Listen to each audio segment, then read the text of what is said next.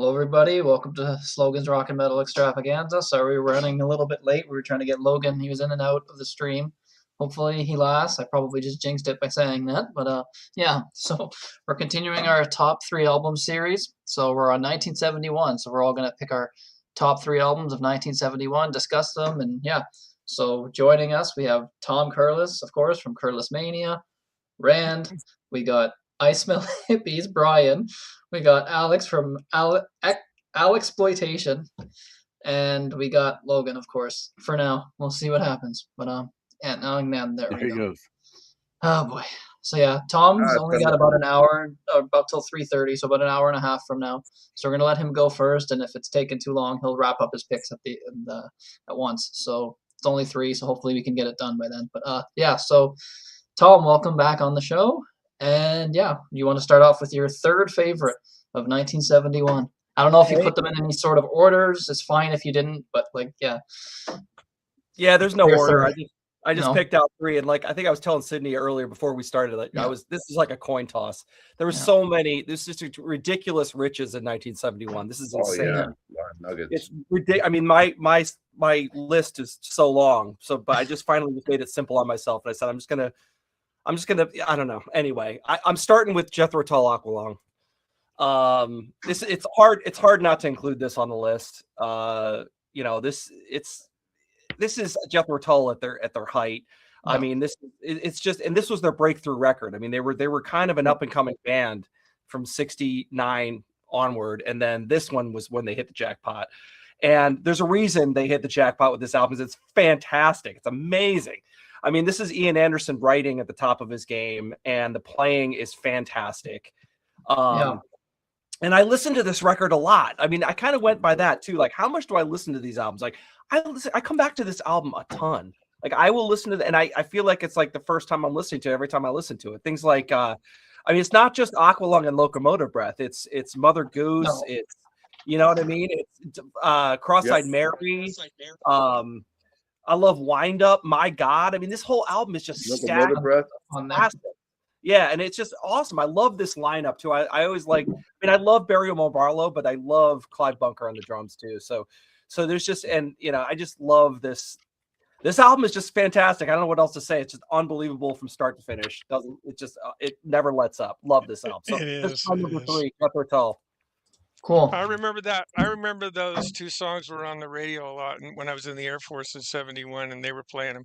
And I went to the music store and I asked this friend of mine, I said, "Can you teach me how to play Aqualung?" And he did. And I was so happy. Nice, man. He taught me the whole thing. It was amazing. Yeah. We were sitting there and just Kirk Weinstein covered it too on Crowbar. Cool. Yeah, we've got a lot of cool picks here. Tarkus, Nazareth's debut, Joni Mitchell. I guess that's the second pick. So yeah. There you go, cool. Val. Take a look. Nice. I was torn between Aqualung and another album. The other album bumped Aqualung off. That was like my honorable. I'm like, oh, how do I not? It's just such a stacked year. It's like, how do you decide? So hard.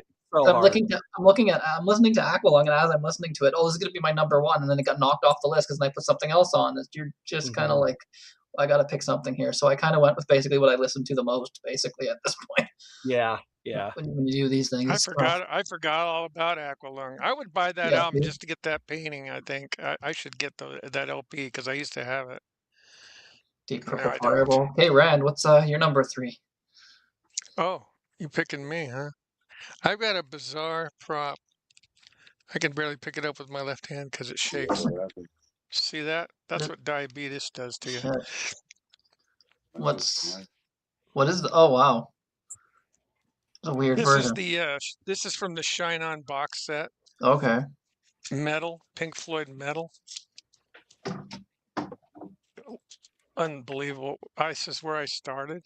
There's a big long story about Echoes that I don't have time to tell, but I'll tell it someday, maybe on a show that I'm on. I love this album so much. It was my first introduction to Pink Floyd, and Echoes just, you got the American, Alex. This is the British, and Tom's got the British. I don't know why they changed the color like that. They go, the Americans don't want that one. They want purple. Right. Who Right. who makes these decisions, right? But anyways, People on this is drugs. look at the back too, like 1971. nothing, just Spinal Tap, right? But anyways, I love this album so much. And by the way, that's an ear. If anybody wonder what it is, Is that okay? That's somebody what that's supposed to some, be. somebody's ear canal. But anyways, it opens with "One of These Days," and they call it that, but in the Pompeii movie, they call it "I'm going to cut you into little pieces." One of these days, I'm going to cut you into little pieces. And I just saw that done last night, and with this not California, Classic Albums live band, they did all of Dark Side of the Moon, and then they came back and did "One of These Days," "Shine on You Crazy Diamond," the hits, and they ended the night with "Comfortably Numb." But my God, this album is so good. And Echoes is my absolute favorite song by Pink Floyd. And unfortunately, I can't choose that for tomorrow's show. So Well, yeah. we're Gonna gonna try go to with avoid the long songs when we play the music, we're right? gonna have. Otherwise, it could take up like the whole half hour of the show. Yeah, I might surprise everybody, yeah. but actually, my favorite song on side one is "A Pillow of Winds" with David Okay. Gilmour on fretless bass. I freaking love that. I think Yeah. it's a beautiful song. I love David's vocal. His fretless bass playing is phenomenal. Roger doesn't do a lot on that song, I don't think. But oh my Lord, I love that tune. I love that whole side. I can do without the dog. I played the thing yesterday in front of my two dogs, and one of them ran out of the room. That's hilarious. Seamus. Yeah. Seamus is that's the only song on that record that's kind of like, everything else is pretty awesome. Yeah. Yeah, and then they got it in the movie called Mademoiselle Knobs, and you can actually see the dog. Mm-hmm. Steve I don't know Marriott's what kind dog. of. I don't. Oh, is it? I didn't know what kind of dog it is. I But just played anyways, the they Echoes put a song. microphone through. Yeah, there you go. I got to sneeze. Sorry.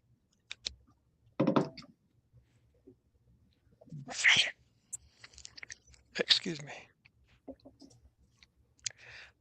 That's my pick. Bless All you. right, cool. So, That's my yeah, Pink Bryan, Floyd. what's your number 3 of 1971? Oh man. I wouldn't pick it as number. There's so many things. There's so many things going on here. I'm gonna pick this as my number 3, and I can't live without it. It's a Grail. Low Spark of High Heeled Boys by Traffic. I Wow, forgot all okay, about And cool, that. everything about it is nice. spectacular. I think its second side is my favorite side. First song has the oh man, it's got all the jazz, it's got all the piano, it's got all the feels and stuff. But man, Rock and Roll Stew on Look at side that image 2, of them. that is a killer song, and the whole side 2 is just killer for me. But even with the record, right? So it's got the little weird cutouts, right? You know it's an original, right? So it's not a repressed or anything. But man, this album changed my life, and I'm talking at like age 12, 10. Um, I've been a huge Steve Winwood fan ever since he came out in the '80s with the High Life Again and all that. But man, coming back and finding this, and then actually getting it, so it's like I don't have to wait for the radio to play it for me. This is just gold for me. This is a 10/10 album all day. The production Oh, on this is fucking fantastic. that is so And good. yeah, but Rock and Roll Stew is definitely my number one pick off of this one. It's a Cool. great song. Um, I Oh don't think man, that is some I funk. remember it being played on KLUK radio in Las Vegas. They played the whole title cut. Nice. Alex, what do you got? All right, so first I want to say to Tom, great to finally be on the show with you, and also though, Aqualung, there's a lot of albums that I have ear fatigue that I love, but I'll never play again. Aqualung I can play over and over Yeah. and over. I don't get tired of anything on that. And for Rand, Echoes is my favorite Pink Floyd song. The only reason I didn't pick that as a top 3 album is the rest is lackluster to me, and Traffic is great too. So great start. We'll probably go downhill once we get to Sid, but where's the band button? No, I'm kidding. I don't have metal. I don't have Sticky Fingers from Rolling Stone, so I didn't pick those. But they are definitely worthy of 10/10 album. 10. Well, 10 out of my 10. top 2 were were pretty easy. I knew what they were going to be, but 3 could have been one of 100 different things, and I have 80 of those to show at the end of the show. But for now, if I say to the group, Mother Earth is pregnant for the 3rd time, for y'all have knocked her up. Do you know what I'm talking about? Maggot brain. Maggot brain. Yep, I had that. I had that in the Air Force too. Hell yeah. So, Nice. George Clinton. their 3rd album, right, follows 2 albums in 1970. Didn't do much on the mainstream charts, but on Billboard Rock or Billboard Rhythm and Blues got up to number 20. But since has become a legendary, groundbreaking, influential album in many top 70s lists at this point.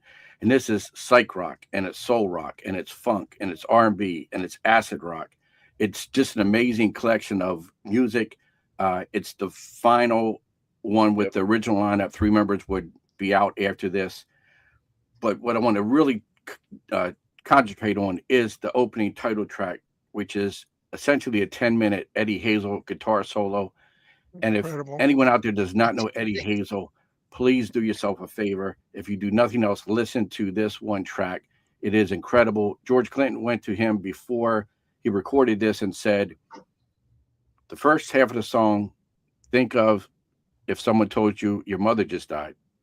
And the second half, think of it if they said she's alive. And you can hear those 2 different styles in the song. And he also channeled his inner Hendrix. He was a big fan of Jimi Hendrix. So I can't say enough about Eddie Hazel, who unfortunately left us way too soon and with not enough output. But on this album, on this song especially, he shines.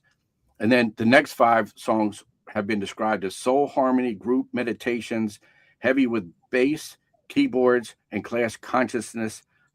It's a mix of crazy stuff. Can You Get to That is sort of folk, blues, gospel. The hot buttered soul backing group of Isaac Hayes is on that track. 3rd track is called Hit It and Quit It, which I think was Sid's theme song back in his single days. That is a smooth, soulful, Isaac funky, Hayes. Great keys. There you go, Isaac Hayes. Benny Worrell on that track. 4th track, You and Your Folks, Me and My Folks, is gritty, soulful vocals, great keyboards, distorted drums. And then the 5th track, Super Stupid, there's another moment where Eddie Hazel shines. It's almost like Black Sabbath mixed with Sly Stone. Incredible song. And then we'll go to the closing song, a 9-minute freak out jam, very percussive, all kind of spoken word and weird sound effects and more killer Eddie Hazel guitar. So if I have not said Eddie Hazel enough, I'm going to say one more time, Eddie Hazel. So this is my number 3 pick. It's a stone cold masterpiece to me. Yeah. I had that in the Air Force, and That's good. And I thought Super Stupid. When I first heard it, I thought that he sounds like Jimi Hendrix when he sings that. Yeah. And I will say, Super Stupid. I don't do much reissues. I like original pressings, but this is the 50th anniversary, which has an extra disc, which has a live version of Maggot Brain and a dub version of Maggot Brain. So this is a really cool version to have. Go home, Maggot Brain. Go home. Yep. Great stuff. I would All have never right, Sid, thought now it's time for you to let that us would have down. been a great. That would have been a great honorable mention. right. I just Well, couldn't remember. So I'm doing Logan's picks. I'm just going to make up what he would have said. No, I don't know. He's chatting, but where he is can't he? come in. I don't get it. He's in the chat. He's not going to try getting on again. He's just having issues. But he gave me his picks. So number Thunderstorms. 3, he's going with Stones, Sticky Fingers. So Hey, Logan. Nice. lots of good Yeah. songs on Nice. that one. Gotta Sorry. do it. So Logan, put your thing in the chat. Whatever. Let people know in the chat what you Yeah, would have probably said. So. I was watching Jack Ryan last night, and they had "Can't You Hear Me Knocking" in that thing while the plane Oh, was I flying. love that song. That's on Guitar Hero too, I think. Can't You Hear Me Knocking? Cool. Great song. Yeah, that's the best song on the album, in my opinion. I Oh, used yeah. to have that too. All I had the day. one with the Monkey Man's zipper another one. cover. There was a few people who couldn't make the chat that wanted me to give their picks. So Kyle Hommel, who's been on our show a few times, his Kyle. number 3 is Allman Brothers at the Fillmore East. Oh my Yeah, God! that's I good. want to mention that his favorite song on that is "In Memory That's of a Elizabeth." 10-10 Oh album. my God! Yes. I got a comment about that when I get to talk again. Our good friend Ernesto Ramos, Number 3, he went with Ernesto. Free Live, favorite song, The Hunter. So people picking some live albums. So yeah. Wow. Nice. So that's Ernesto's. And then me, I am going with, this band's been mentioned a few times in the chat now. I'm going with Uriah Heep. This was a toss-up between the two. I almost had both on the list, but then knocked one off. I'm going with Look at Yourself. No, not that album. I had Look at Yourself. I know. I Yeah, picked Look out at the Yourself wrong is one. great. Yeah. You picked the So, wrong heap. Tom's got it. Tom's got it prepared. I actually don't I own a had it. physical copy of Look at It Yourself, but let's see. I have 3 copies of that. One's a CD. Yeah, you got a good Yeah, one. You polished Tom's that got up. it. Oh, you Oh, got yeah. the okay. I'm looking at myself right now. No. Yeah. We're looking at you looking at yourself. Yeah, exactly. Yeah, there's the There it album is. cover. There it is. Yeah. There you go. Yeah, that's I an don't awesome album. I That thing don't is a perfect. understand That's why a the banger. CD. I don't understand why the CD couldn't have done that. It would have been very easy to do that. Yeah. Yeah, I don't. Yeah. You've got, so that's like some weird edition, right? That's like a re-release, or is that just a special edition of it? What, that CD? No, the one that Tom held up. Oh, Oh, no, great that's the pick. That thing original. is That's what it was. It was a classic. mirror. Oh wow, that's okay. So that's the. Yeah, it was a Oh yeah, that's right. mirror. Oh, I Uriah love it. Heep had all these different weird artworks. Like even Yeah, Salisbury had a their different album producer. cover. The first one had a the- different cover. Yeah.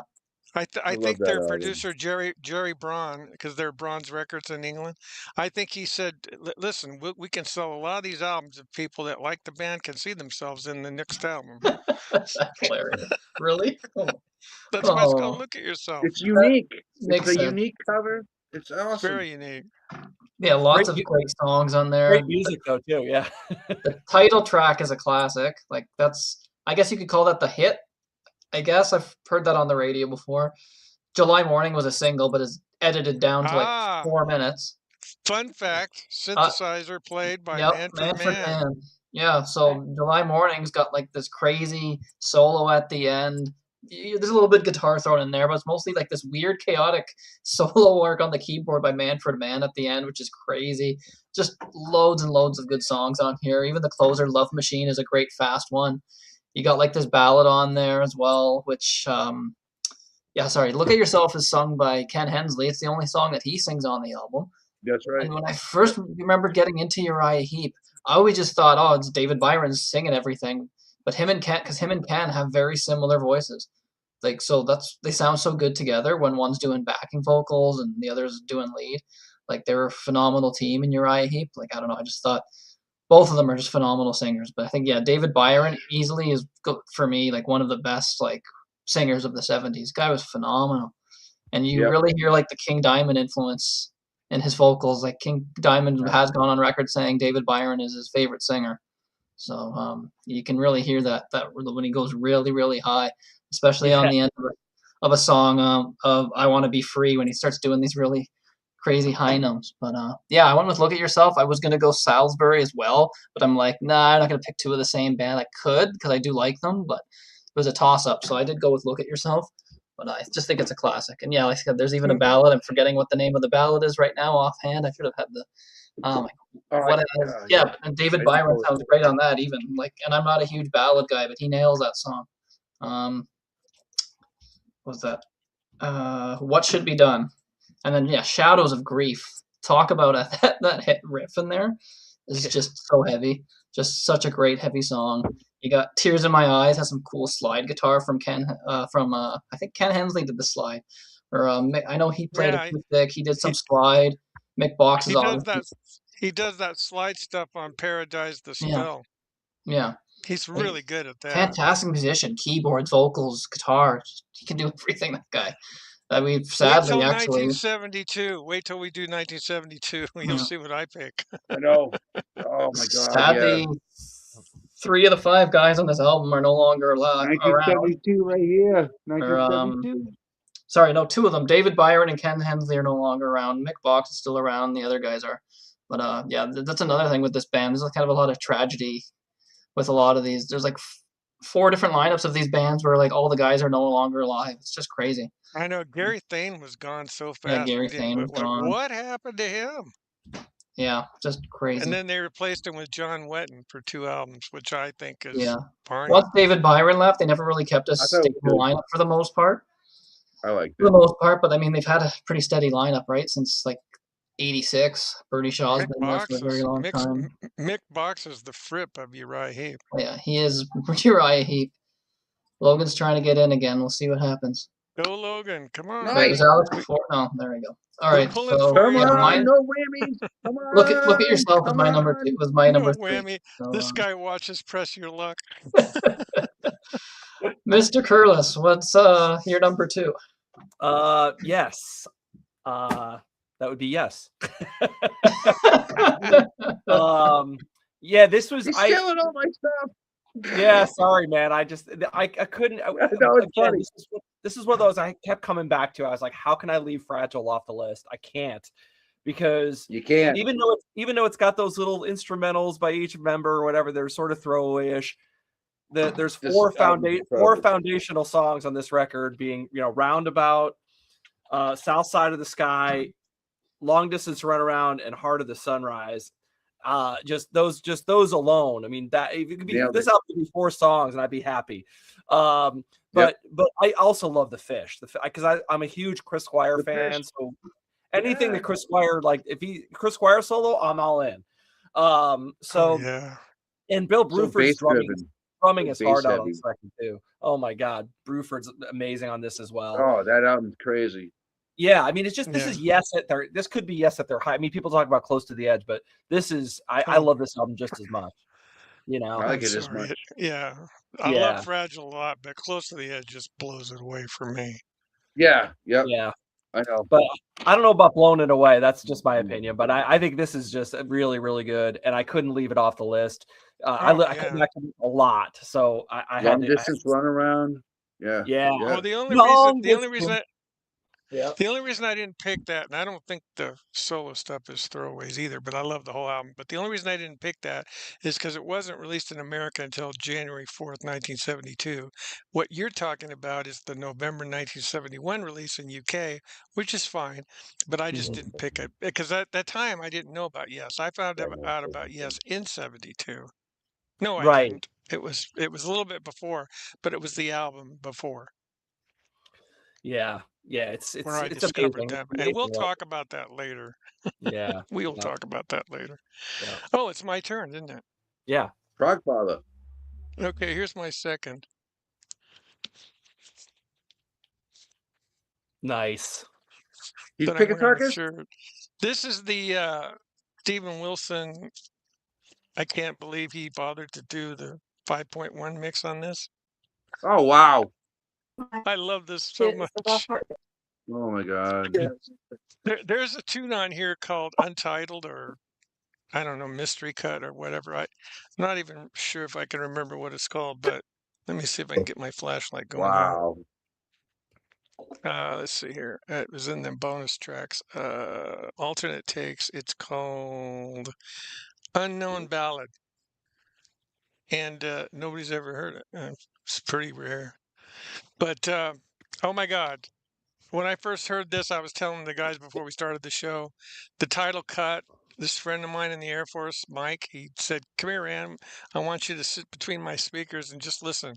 And he put this on and cranked it. And I thought I had gone to heaven and hell at the same time. I mean, it was so good. I'd never heard anything like it in my life. You know, when I heard that, I just said, "What the hell is this?" Yeah. And I had no idea. It was all over the place. I had no idea about Keith Emerson. I didn't know anything about the Nice. I think my friend tried to turn me on to the Nice before I went into the Air Force, and I probably didn't remember. I think I heard America or one of their covers or something, and it just didn't ring with me, you know. And I didn't even know it was the same guy because, you know, in 1971. In 1971, there's no internet. It was really hard to find things out. You had to buy like magazines and stuff, or just word of mouth. If somebody would tell you something. It was a crazy time. But my God, I just love this album so much. And it's funny that, you know, inside the LP, I guess it's in this book here. They give you a nice little book too. But I mean, what a masterpiece. And this is their second album. And I hadn't heard the first yet, which was so funny. But yeah, I think my favorite, I think my favorite. Let me see real Show quick that. I because didn't see I know CCD. Sidney wants to know what my a time and a place. I'm going to choose that as my favorite Real song bit. besides the That's a title good cut. one. Yeah. But Yeah. for me, this is the greatest Emerson Lake and Palmer album out because I started with it, and I'm very hooked into what do you call it? God, what's that word? Nostalgia Yeah. about starting It's with a band very nostalgic. that Yeah. really moved me. That's why I Yep. picked this over Brain Salad Surgery, even though I think Brain Salad Surgery That's is a good one probably too. a better album, and that is probably their peak, and I don't think they ever achieved it again. But my God, I love this songs and album so much, and I have I no love the problem with cover. side two. I love all Oh, of the side cover two. art. It's so Yeah. weird. Well, the That's cover art phenomenal. is Yeah. incredible. I didn't know anything about this band. I mean, and I until that guy played me the tune. And next thing I did the next day I went to the Base Exchange and bought it Yeah. on LP. I had to have it and The, 8-track actually. the Oh, title track is Dave, just come on. unbelievable. ELP needs more guitar. There's a lot of guitar. I think there's plenty of guitar. I think Battlefield is fine. This is all keyboards, Wrigley, man. 20 minutes of excellent. keyboard. Yeah. But Keith Emerson was the yeah, best. that title track with Keith and Carl, just that do do Yeah, Yep. it's in 5/8. it's in so 5/8. tight. It's so tight. It's insane. Oh yeah. Punchy. Yeah. Yeah. It's so Yeah. amazing. When they did that live, they go 1, 2, 3, 4, 5. Boom, to this day, I can't play that on bass. I don't know the notes. I don't know what Right. they are. Crazy. I think it's in C minor, but I couldn't be sure. Oh, that's funny. Yeah. I love So, Bryan, what's your I next love one? ELP. I've seen them Yeah. twice, and they were So excellent. that's an awesome album. And like I said, from William Toth from Will's Rush page, he bought that record, and I was like, let's do a listening party. Like we'll put it on at the same time, and we'll just go back and forth on it. And it hasn't happened yet. But he listened to side one. I love the album. I'm waiting for him to listen to side two because side two of that album is magnificent. I I think don't that's where understand all. the hate for side two. To me, I I don't have get no it, Rand. problem with I'm I with that. you. I love don't it. I To love me, it's a it's great dude. album. It's so left field for me. I get it. You know what I mean? I just Mhm. I understand. Gonna I talk mean, about side one the is out of obvious left field. The elephant in the whole album is room. weird, right? I don't know why people complain about side two. I don't know. Well, it's a strong album. Black Sabbath, Yeah. Master There Yeah. you Reality. go. Yeah, you know me. I'm the Doomstoner guy. Yeah, Into the Void is my favorite pick off of this. This whole album to me is a masterpiece. Uh, Solitude, I think it's Solitude. Solitude is basically the Planet Caravan 2.0, and I love it so much. I love it so much that even Soundgarden covered it. And they used to open up with it when they did the 1992 tour, and this is a bootleg live concert. But yeah, they open up with it. So I don't know. Well, That's where it like came back and had more meaning back in 1992 as opposed to listening to it when I was like 10 years old, 1982. So it was a whole sorry different about the dynamic. dog. You want me to mute that? Dude, that is the biggest doom stoner song, stoner riff worship. That is the best thing that's ever been written for any kind of doom sludge of any sort, and that's just the blueprint of where it begins. For me. Yeah. So that's the beginning of my journey into doom. But yeah, this album is life changing, and of course it's got a lot of acoustic little stuff, and I love how it opens up with Sweet Leap, the guy's coughing out of a bong, and then after Forever, which is a little interlude kind of thing, and then we get into the song and Embryo, another 30-second little interlude. Children of the Grave with the overdubs, Oh, the overlayer drums. This album just hits on every single cylinder. Oh yeah. This thing is like taking a rocket into the stratosphere. You have no idea where you're going, but there is an end. There is an end game, and there is a landing plan. Well, I Yep. saw Yes open for that band. I got to see Black Sabbath once, and I've seen Yes like 30 times. Uh, Mind blowing. They were doing the Volume 4 tour, in Las Vegas. But I wanted to say something about that album. That's the first time, and I didn't know it at the time, that guitars and bass were detuned down to C sharp. And that really makes a difference on Children of the Grave and Into the Void and Lord of this World. That heavy pick, All right? three of those Yeah. songs are in the same key, and they use that low tuning, and that is the beginning of that style of playing that low, heavy metal sound. And oh my God, that's my favorite Black Sabbath album of all Riff time. worship. That Love record's like the OG of stoner rock, right? I mean, it's like the OG, the I think original. so. Doom. Bryan, is that your Yeah. pick? Master of Reality, number 2? Was that your pick?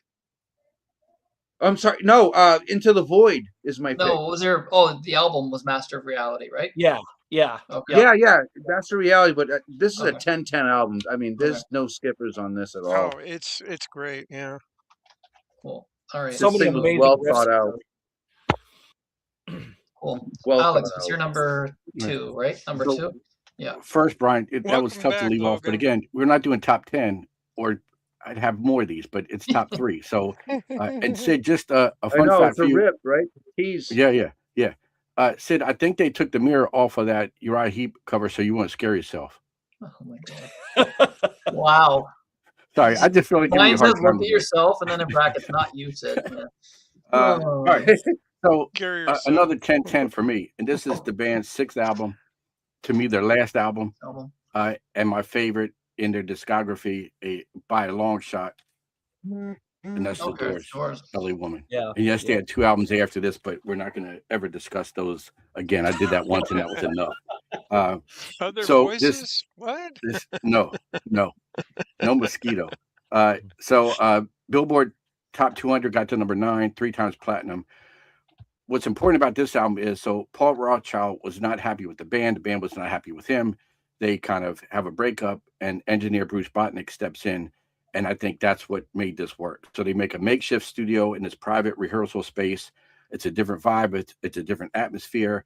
I think it was a much needed change, mostly done live in the studio, a few overdubs. And to me, this is just the apex of blues rock. Never been done better. It's a real magic to this album. I wish we could have seen where they would have gone, but shortly after this comes out, Jim Morrison leaves us. So it starts off with the Changeling. So right out of the gate, you can see this band is on point. It's the heavy influence of blues and also funk. The song grooves, Hammond organ. It's great. It's the first song they recorded for this album. That goes to Love Her Madly. So this is a big hit for them, number 11 on Billboard charts, one of their highest charting songs. Another song they just laid down from the start, a Doors classic. Been Down So Long. Love this. Angry out of the gate. This is kind of, a stomping beat, slide guitar, tambourine, classic blues song, but with that heightened aggression that Jim Morrison gave you in his vocals. Go into Car Hits By My Window, slow, groovy blues, stay slinky. I like that. And then we get to the title track, LA Woman, the debut of Mr. Mojo Rising, right? This song grooves and rocks and rolls and does it all. I mean, what the song was about was sort of him saying goodbye to LA, moving to Paris. We didn't know how much of a goodbye it was going to be at the time. It ended up being quite a goodbye. Robbie Krieger says this is the quintessential Doors song. I'm not going to argue with him. To me, it's one of the greatest rock and roll songs of all time.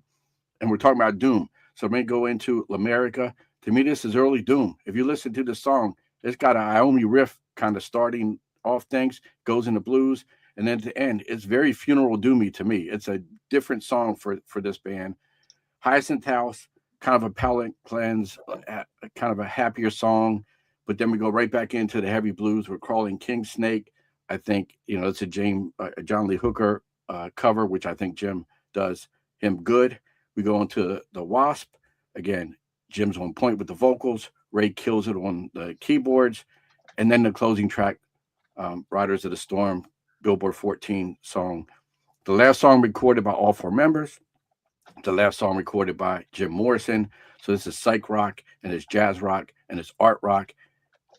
You could even say early goth. I mean, this is just a powerful song. And I see an eerie parallel between this and Night Stalker, the last song on Highway to Hell, which was Bon Scott's Exit. I mean, they both of those albums end on this kind of very somber, eerie note that we don't get anything more from either of those. So anyway, to me, this is absolute perfect 10 out of 10 record. My favorite Doors record, my number 2 for 1971. Cool. Absolutely awesome. Nice. Logan. Yeah, I like it. Yeah, that's a good one. Is it gonna work? Logan's able Can I to talk? speak? Can you guys hear me? The audio's I don't know. coming out. We can There's hear you. the video's messed. Yeah. Yeah, Come on, AI. it is what it is. Logan. I don't know. Let's go. I got it to work. So, we go on number 2, or do you want me to talk about Sticky Fingers some? I mean, I don't care. I mean, you can. You want to talk about it a little bit? Yeah. I'll be right back. Well, like Dave said in the chat, Mick Taylor. That's all you need to know. One of the best lead guitarists ever in a rock and roll band. And obviously, that's a peak for the Stones, I think. Like 68 to 74, I'd actually go, because I love all them albums, that he's on. So, and yeah, kind of like what I said in the chat, Rand said, "Can't You Hear Me Knocking" is a highlight. That's obviously a highlight for their whole career, I'd say, When I was younger, I got to admit, though, guys, I didn't like the jam part when I was younger. Oh, I was against It sounds like bit. Traffic. Yeah, sounds I like know. Santana. It sounds like Traffic Yeah, to me that's what with I was that thinking, yeah. saxophone and yeah. Yeah, now I think it's one of the best. I mean, Bobby Keys, that solo is one of the saxophone solos ever, And Mick, Maybe they he hired does Chris Wood. afterwards. I don't know. But yeah, I always kind of got a Santana vibe from it, like Tom was saying, and Traffic, like Rand said. But yeah, besides that, I mean, Brown Sugar's on this album. That's another classic highlight, Mick always, or Keith, always made riffs. Yeah, Keith always made riffs in open G tuning, I believe. I think that's one that's in open G. East Coast guitar. So that's the one, I think, where he does that on that track. And that's a great song.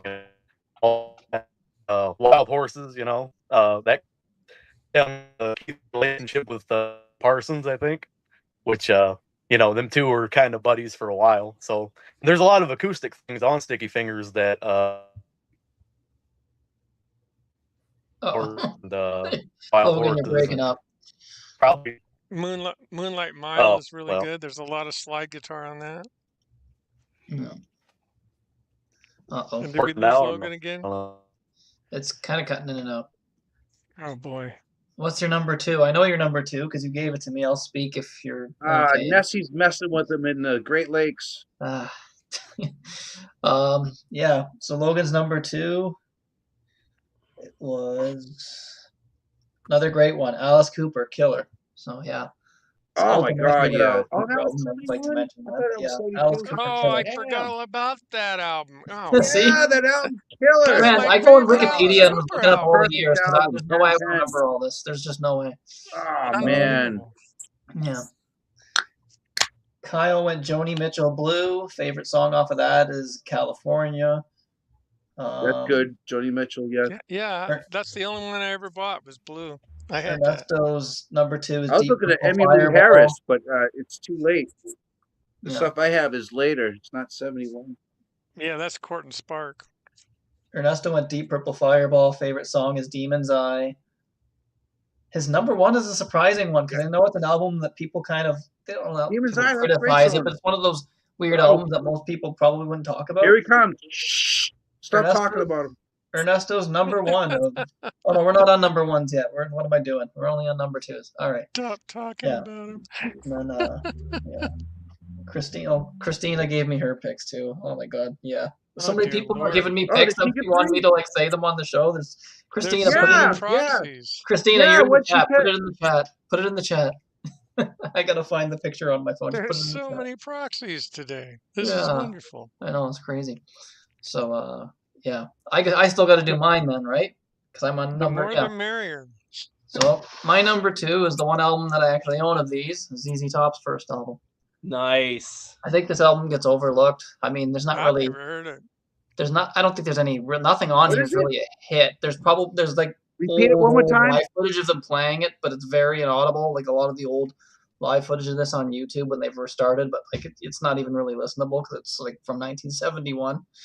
But yeah, it was recorded in 70, and they recorded this basically.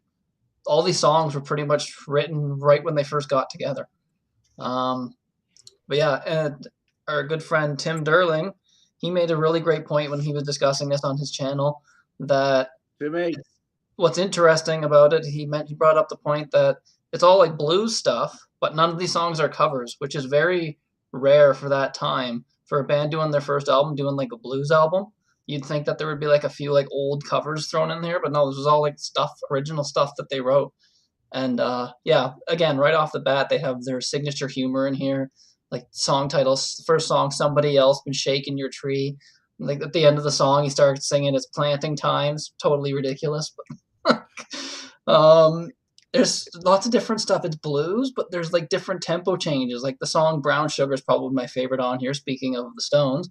Yeah, there's a song called "Brown Sugar." It starts off really slow and bluesy, and then it picks up speed and there's this heavy riff. Billy's singing everything on this, so Dusty Hill actually doesn't have any vocals on this other than like background vocals, but Billy sounds great. Like, and his voice sounds different on certain songs. Like he really uses his range. But yeah, I always thought Billy Gibbons is a very overlooked guitar player. A lot of people, for the most part, know ZZ Top as like an '80s band with Eliminator and stuff like that. I actually like that stuff too. Like I don't get sick of Eliminator. I actually do dig that. But for me, the '70s stuff of ZZ Top is iconic, and this album just kind of started it all. I don't hear this being much different than Tres Hombres or the second album, Rio Grande Mud. It's the same sort of thing. But yeah, lots of great stuff on here. Neighbors, a great for me. This is a 10 out of 10. Again, they do the slow blues stuff. They do like a bit more up-tempo rockers on here as well. But yeah, great solos, great tone. He's got such a good tone, Billy Gibbons. He's phenomenal. And I love his vocals. Like he's just amazing. And Dusty Hill's bass is so heavy, and everyone kind of like probably thinks of Frank Beard as not one of the greatest drummer because they hear Eliminator and it's like, oh, it's all programmed drums. The drummer's not even playing, and it's just like, well, he's fine. There's this career that they had before all that, like, and he's a phenomenal drummer. Like his drumming on this is great. And what's interesting, it's not really, you can't really make that out too much, but everyone knows of them as that band with like the long beards. But if you look at them early on, got an image. They were all like clean shaven. Yeah, I remember that. And they were wearing like those country western shirts. Crazy. Like you'd think they wouldn't have known them. They had a little bit of a beard going, but Texas like for the most part, I've been to Green, Texas. You don't wear that kind of shit out there in the sun. It looks like they went shopping with Conway Twitty or something. I think that's before bedazzling. Like, how is that a thing? That's before the bedazzler. I think that's like Tejas era. I think is that Alabama? Is that Tejas? I don't know. I put 71. Rio Grande Mud. Like, how do you Rio Grande Mud? I'm gonna wear all kinds of sequins things. Rio Grande Mud. Didn't they look like that during Fandango on that live? Yeah, they were still. They didn't start almost live album. Yeah, not really. Fandango, yes, they did wear all that stuff. Kind of get the idea of what they look like. It's just that was the first one I ever bought was Fandango. Because it was just being released, and I thought, well, I need to buy one of these, so I'll get that. It's like Grandmama made it. Hey, you gotta wear it on stage. Grandmama made it. But there's like pictures in here of them and stuff, and yeah, they don't have the long beards. Yeah, it's no beards. Yeah, everyone was like, oh, that's they had that Alabama waterfall mullets. Because Billy Gibbons basically said we grew the beards because we're too ugly, so it was to hide our faces. I'm just like, I got one. All right. Well, I heard that Jimi Hendrix was a big Billy Gibbons fan. Oh yeah, thought he was really good. I hope so. Yeah, he's was the Moving Sidewalks. Is Billy Gibbons' older band played, I think, at Woodstock. I've never heard of a lot of blues. I've never heard that at all. I don't know what they sound like. They're pretty good. Moving Sidewalks. It's a lot similar to kind of stuff like this. Not as heavy, but still pretty good. But yeah. Just some great, good, like raunchy blues stuff. There's a song called Squank, which is just like, it's actually an environmental song, actually, funny enough, but they're kind of doing it in like in a tug-of-cheek way.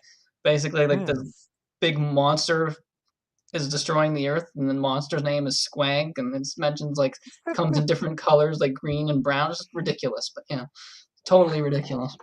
It's strange.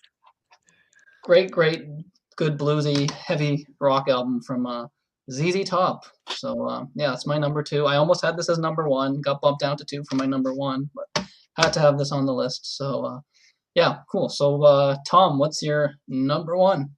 Yeah, that's a cool pick, Sidney. I mean that no one talks about that first record, and it's really strong. And it's like you said, that Billy Gibbons tone is just like, oh, like nobody else can play it. That touch, it's the way crazy. he plays that tone is just so. They're like, I always say they're like Paul. They're like the It's like cream almost from Texas, you know.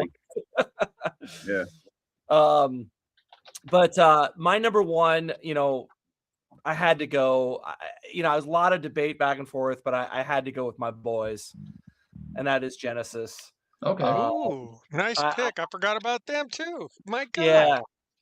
This album has been climbing my list forever. Like it's just been going up and up and up and up. And I think I can confidently say at this point that this is my favorite Peter Gabriel era Genesis record, which says a lot because there's a lot of great stuff in that era. But there's something about this album that there's just, I don't know. There's just something, it takes me somewhere else. Like when I hear things like Musical Box and like Fountain of Salamat. Oh my God. Yep. I mean, that track is the Mellotron on that. Those Mellotron swells. Oh, it gives me the chills. You know, and it tells a story. It's like if you listen to the lyrics, it's telling a story, and it's just it's so cool. I mean, this is like Genesis weaving the magic, and there's also things like funny things like Harold the Barrel on it, and there's what else is on there? Seven Stones is a really cool like mellow track. You know, sounds like Trespass or something. And then, you know, this was the first record with Phil Collins on drums and Steve Hackett on guitar, and they brought they brought the musicianship just like way up like 5 notches. Yep. And it's like suddenly they're just, these guys are like you know, hitting on all cylinders. And I can't, like, again, this is an album I come back to a ton, and every time I listen to it, I love it. Like I love this record so much. So yeah, I had to put it as my number 1. So everybody knows I'm a big Genesis guy. Genesis is like my band. So I had to go with this for 71. So there's my number 1. Love it. Well, you know, for Absent Friends is mainly Phil. Did you know that, Tom? Right, exactly. Did he write it too? I don't know, but he sings the lead. Pete's on the harmony. Right. So cool. And Harlequin, they divide it evenly. Yes. Okay, here's a little fun fact for you, since you like that song so much. Seek out an album called Supper's Ready, which was put out by Magna Carta. Mm-hmm. And Richard Sinclair sings for Absent Friends on that, and he'll bring you to tears. Oh, really? Yeah. Oh, from Caravan and Hatfield in the North? What a voice. Yeah. And for Absent Friends is so good for you know, remembering someone who's passed. Yeah. That's what that song's about. Yeah. And people don't realize that the other thing about Genesis that people don't get is that Phil was, to your point, Rand, Phil was singing a lot on these early records. He was singing backing. They were going back and forth. He would sing lead on a few tracks. So like when he took over lead vocals, it wasn't that much of a shock because he had already been all over these records.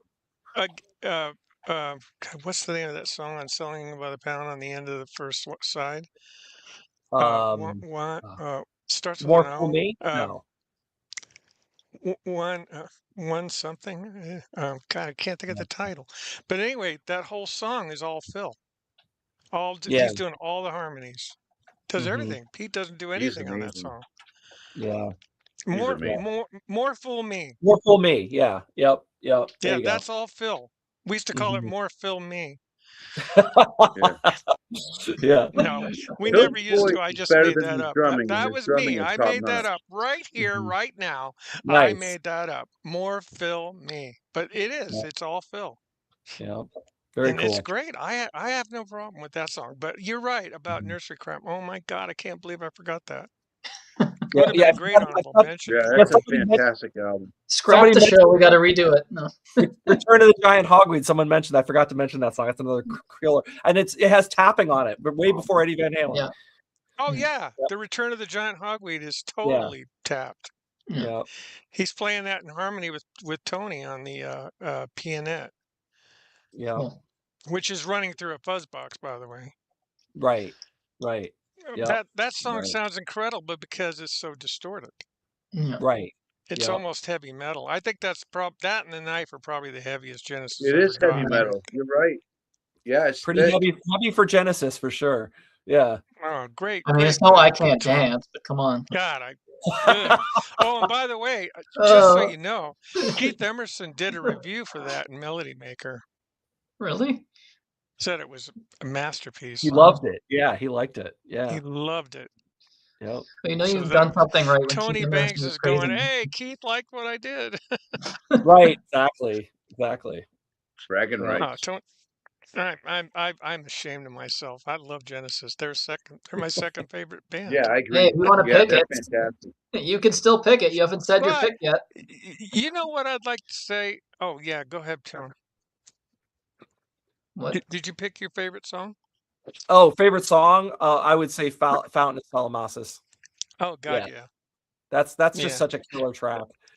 If anybody thinks that Mike Rutherford is a simplistic bass player, listen to that Nope. song. Oh my God. Yeah, he's Absolutely. awesome. Absolutely, Yeah. Rand. So true. I think So that's my why the God. 80s stuff worked out so well, because just the playability, the musicianship, it was so good. It's so poppy, so happy. It was so nice. It was Well, you just listen to very that song and then refreshing. you put on Abacab and you go, "What? Yeah. Yeah, What's Abacab, going right? on here?" I have Yeah. no problem with the song I'm talking Abacab, but Invisible it is Touch. nowhere near Fountain of Salmacis. Yeah. It's Excuse me. musicianship is through the roof on that Yeah, that's a record. great Yeah. pick. Yeah. But there was something else I was going to say about Nursery Crime, and I can't remember. Yeah. So good. So good. Oh, I know what it was. And since it's my turn, I'll tell you. When I first got into Genesis, I started with Selling Him by the Pound in 1973 as it was being released, and I didn't like it. I thought I can't get into this. It's weird. And then I went into the record store and saw the live album. I thought, well, that's a cool looking cover. And then I turned it on the back and I read that little story on the back and I went, well, that's pretty cool. Let's get this, and I bought that, and then I bought Selling It by the Pound and Foxtrot, and then Nursery Yeah, Crime. So I didn't hear Nursery Crime until 1973. So that's why I right. didn't pick it, because I was going by my experience and the time that I experienced it. And I Yeah. thought it Yeah, I would be understand. disingenuous to pick a 71 album that I hadn't heard until 73. It's just like that was the same year I got into King Crimson. I never saw that first All album right. anywhere in the stores. I would have Yeah. remembered that cover. I would have been, look at this cover. This is amazing. I never saw that. Not on the Air Force Base or at Sears or Grant's or wherever I went that sold records.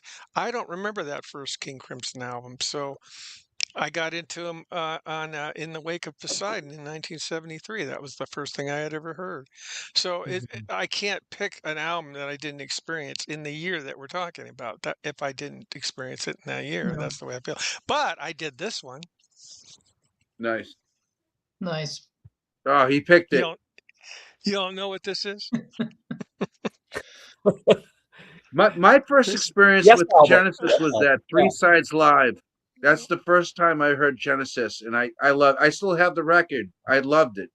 I got it for Oh, like yeah. $2 at a yard sale or something. Three Sides Live is this great. is I this think it's this album fantastic. It's got everything I this like.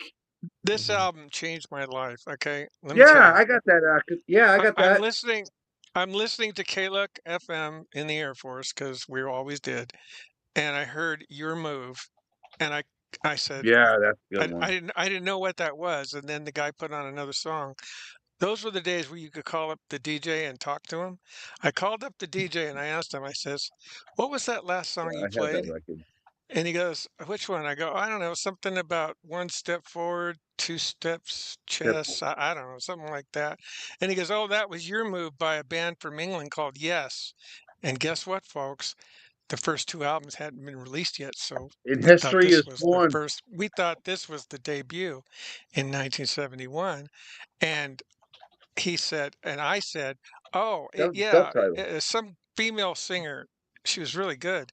And he said, "That's a guy named John Oh Anderson." boy. Poor John Oh, Anderson. the female singer. Whoa. Jaw dropped. I felt stupid on the phone, and I Poor said, "Oh my God, Anderson. really?" And so the next day, as it always is, I went Where'd to you the buy it? In Base the South? Exchange and I bought this on LP and 8-track so I could listen to it in the car.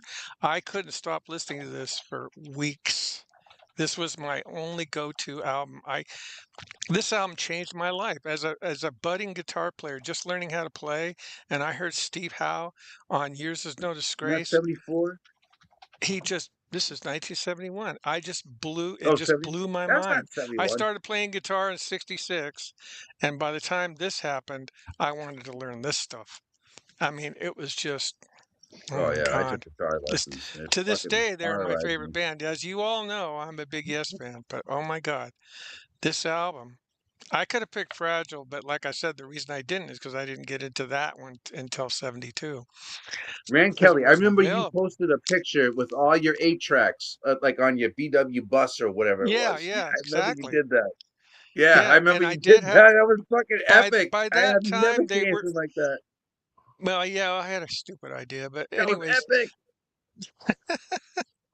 they finally released the first two albums, so I had 8 tracks from Yes debut all the way to was it Tales of Topographic Oceans? I think it was.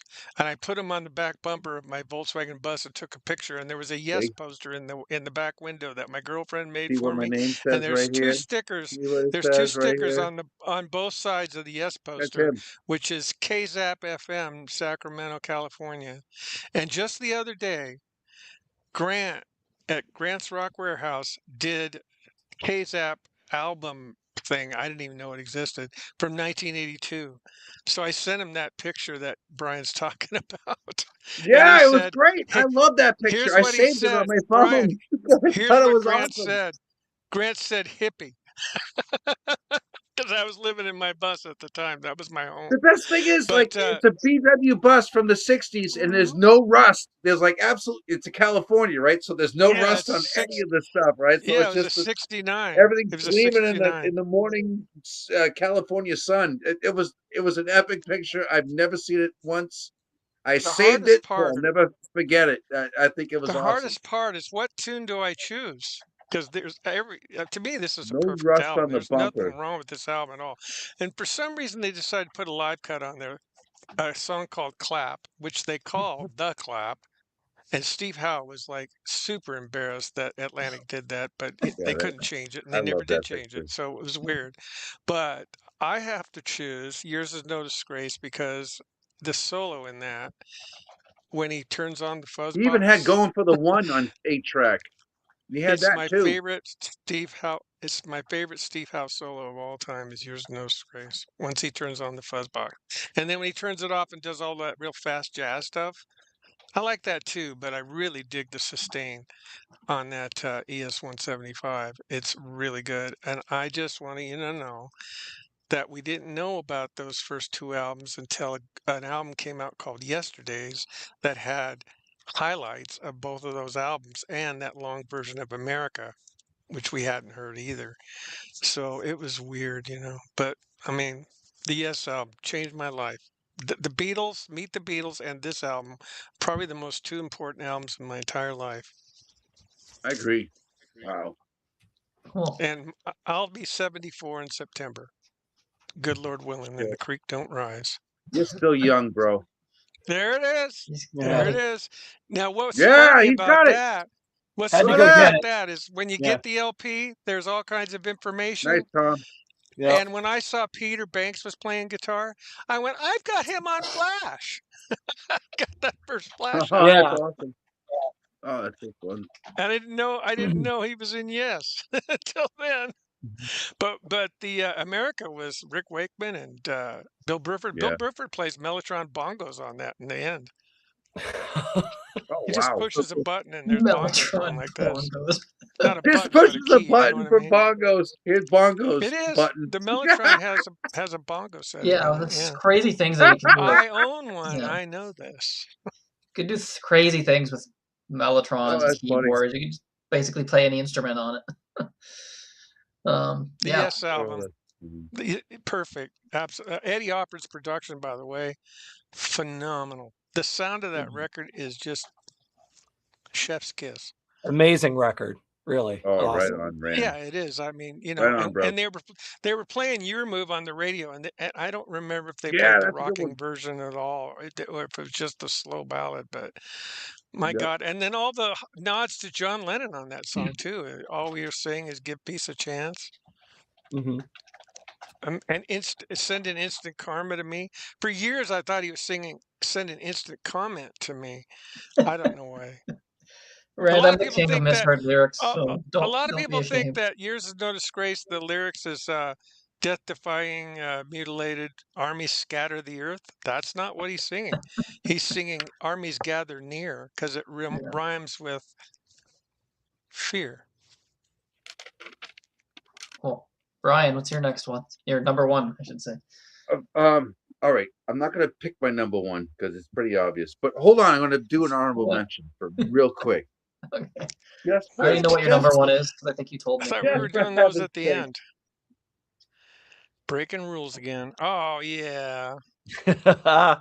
Caesar and I'm the being Fight followed by a Cat. moon This shadow. song, dude, this Moon whole album is shadow, a moon shadow. banger. This whole I album used is a to, freaking banger, dude. I love Bryan, I everything used about to this wake up album. to that before going to work. Wow. That was my get up morning album. Looks like you, Sidney. What the hell, Looks just Cat like you, Steve? bro. It's It's like growing a Rambo beard back. Sidney.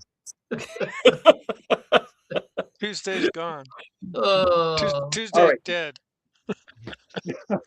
Dead I Tuesday. love that album. I have a lot of cuts. I even picked a lot of cuts. I can't find my page. Oh wait, I got it here. Yes.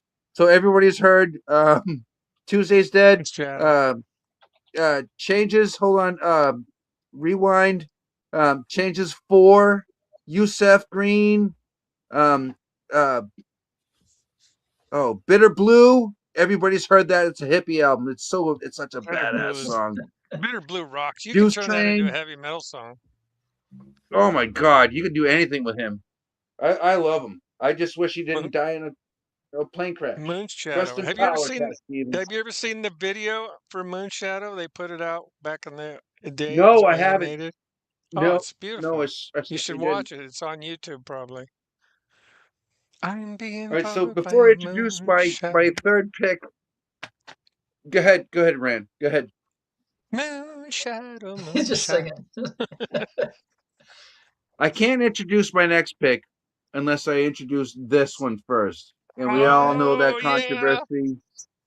I love We that all album. know what we're talking about. What, We know Zeppelin where we're stealing going on Stairway to this Heaven? path. A song in there called Yes, Taurus. yes, I'm picking Zeppelin 4. I'm picking Zeppelin Zoso, Zeppelin That's your 4, pick? Zeppelin self-titled, whatever you want to call it. I'm picking it. Cool. Everything on this is a banger. This is a 10-10 no skipper album Yeah, for me. I forgot about that And too, guys. and Jesus. There's a lot of I albums. couldn't let it go. The thing is, when I listen to Led Zeppelin, this is not the first album I ever grab ever. But the thing is, if it wasn't in my collection, I would be some kind of ADD mad stalking idiot trying to find the best copy I could find unless I found this one. I can't live without it. I can't live without Four Sticks. I can't live without Black Dog. I can't live without Going to California. I can't live without this album, man. This album just does a lot for me, and it's usually a Sunday morning. You know, usually cleaning house, vacuuming, and smoking weed. Four Sticks is in 5/4 time. I think that's the first time they ever Four Brian, tried to do Sticks. something like that. not to I correct love you, but that you song because you can't dance to it. not to It's correct you, but very you weird. killed Cat Stevens. Cat Stevens is still alive. You're thinking Jim Croce. Oh, Cat I'm Stevens. sorry. Yes, I'm Yeah, sorry. Cat Cat Stevens is Stevens is Yusuf still I'm alive. Islam. You sorry. said You're he right. died in a plane crash. And Like, I was when going does through this and happen? I'm picking out like all my Glenn Campbell records and stuff. Yeah. There was nothing in 71 because Oh my Rhinestone Cowboy I think was 73. Rhinestone Cowboy. But I was getting there. I was going to throw in some country, but I just didn't have anything to show. Cool. Another But one you you know made what? me think of Beach Going back to Boys. Tom Curless, man, he stole my Aqualung. He stole my pick. He stole And my you know what? That means Aqualung. we have Stole some your crossover, Aqualung. which is good. You didn't steal it. You just showed it Yeah. right there. Uh, Oh, No Aqualung for I you. I no picked this one Aqualung out for because you. I thought, look at the cocaine dripping out of the pores on these guys. I thought this was 1971. It's 77, but look at this shit. Oh my! Woo! That's a That'll give horrible you cover. nightmare fuel. That's a Who's terrible that? cover. Hold on. Two Penis. Look at it. They're brothers. Who are But they? look at the cocaine. Look at the Is it cocaine. Cole? I I did it. can't see it. Cocaine. The Who are they? Who are cocaine. they? Who is that? Oh, the Mark and Clark band, double take. Wow. It's a Oh. double album. They play piano, both of them. Oh, okay. Oh, and this is another one that I wanted to pick out. This is one of my favorite albums, but I missed it by a year. Birthday. This Okay. is one of my favorite album covers. Is one of my favorite It's a albums, and this weird is one. hardcore Never funk. heard of them. Wow. Yeah, No, I've seen yep. that. The I've new seen that over the birthday. years, but I didn't know anything about it. Yeah, I just missed it by like 2 months. Oh, was it like In order 70? to- Like the end of 70? Oh yeah, it's definitely 70s. It's definitely Motown. It's definitely like hardcore funk and shit. Yeah, it's good. It's really good. Cool. Really good. You'd have to take chances back in those days. You'd Yeah. buy something, you had no idea Yeah, what I it was don't going even to think sound that's like. on. I don't even think that's on YouTube to look at. But you could. Yeah, it's called Birthday, the New Birth.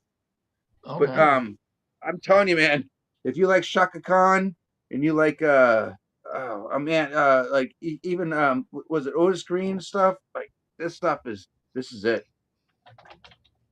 That is a good party album. Party. Cool. Of course, it's not Alex. as cocained up as this is. That's a horrible album cover. That's just. That's the Smart, smart. cocaine, dude. They think that's Cocaine. gonna I sell. did it Come for on. the cocaine. The cocaine. And they're all sweaty and everything. It's like, yeah. Yeah. Alex, what's your number one? Silly Vanilli. So this Dolly was Parton's easy. greatest hits, right? No. No, this was easy for me. And this is the band's I know, third album. The fourth has already been mentioned, but I say easy for me because I was born in 1969. And in 1971, my mom had this on 8-track. It was the first music I heard as a small child. And it would explain why I'm part of the dark side. And this is the actual 8-track that she had. So Alice Cooper, Love It to Death. I know, yes, people say killer, but great pick. for me, it's Love It to Death. So there's the original. That came out in 70. No, this is 71. Yeah, That and Killer were both 71. He got that's two the original albums out with in the 71. Amazing. with the thumb.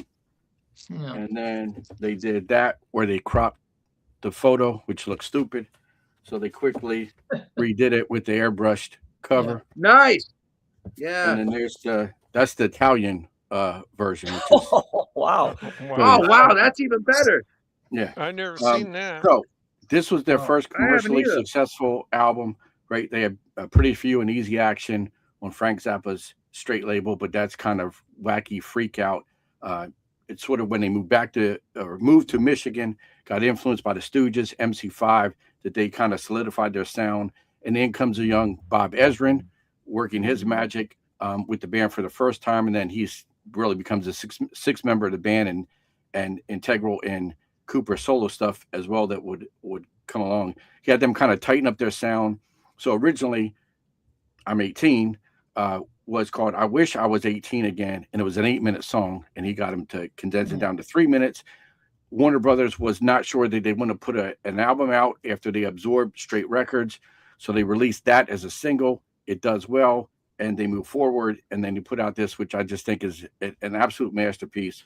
Starts off with Caught in a Dream, which is a Michael Bruce song. That was the second single off the album.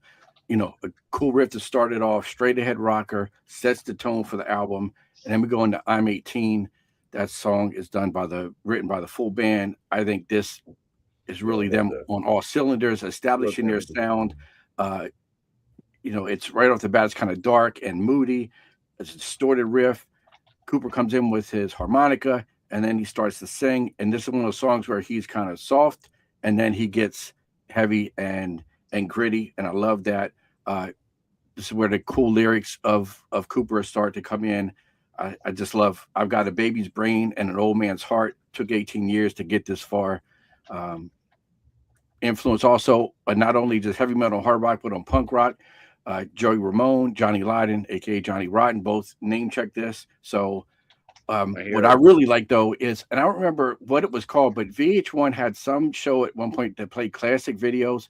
There's a longer version of this song with a psychedelic background, extra lyrics. That's a really cool version to check out. Then we have Long Way to Home, great energetic rocker. Yeah. Black Juju, I think, is a really cool song, a 9-minute spooky epic.